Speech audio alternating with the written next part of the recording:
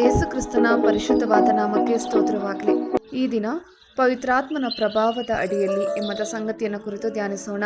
ಎಫೆಸದವರಿಗೆ ಬರೆದ ಪತ್ರಿಕೆ 6ನೇ ಅಧ್ಯಾಯ 17-19 ವಾಕ್ಯ.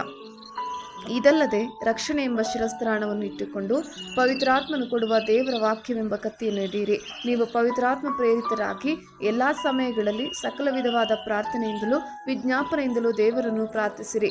ಇದರಲ್ಲಿ ಪೂರ್ಣ ಸ್ಥಿರಚಿತ್ತರಾಗಿದ್ದು ದೇವಜನರೆಲ್ಲರ ವಿಷಯದಲ್ಲಿ ವಿಜ್ಞಾಪನೆ ಮಾಡುತ್ತಾ ಎಚ್ಚರವಾಗಿರ್ರಿ.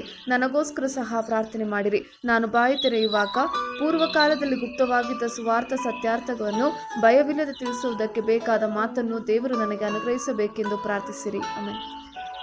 ಪವಿತ್ರಾತ್ಮನ ಪ್ರೇರಣೆಯು ಅಲೌಕಿಕವಾದದ್ದನ್ನು ಪ್ರಾಕೃತಿಕವಾಗಿ ವರ್ಗಾಯಿಸುವುದಾಗಿದೆ.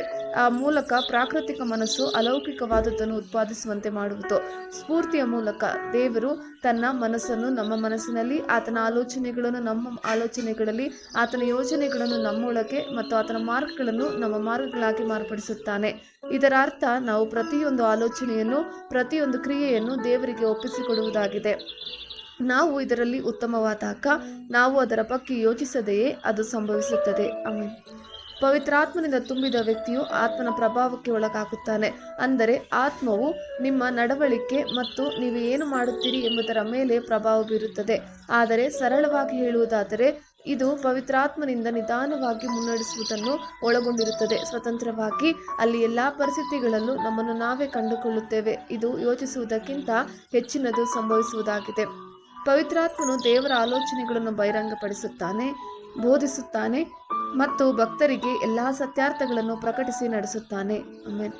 ಪವಿತ್ರಾತ್ಮನ ಪ್ರಮುಖ ಪ್ರಾರ್ಥನೆ. ನಮ್ಮ ಕರ್ತನಾದ ಯೇಸು ಕ್ರಿಸ್ತನ ದೇವರು, ಪ್ರಭಾವ ಸ್ವರೂಪನಾದ ತಂದೆಯೂ ಆಗಿರುವಾತನು ತನ್ನ ವಿಷಯವಾಗಿ ತಿಳುವಳಿಕೆಯನ್ನು ಕೊಟ್ಟು ಇದುವರೆಗೆ ಗುಪ್ತವಾಗಿದ್ದ ಸತ್ಯಾರ್ಥಗಳನ್ನು ತಿಳಿದುಕೊಳ್ಳುವ ಜ್ಞಾನವುಳ್ಳ ಆತ್ಮವನ್ನು ನಿಮಗೆ ದಯಪಾಲಿಸಬೇಕೆಂದು ಪ್ರಾರ್ಥಿಸುತ್ತೇನೆ.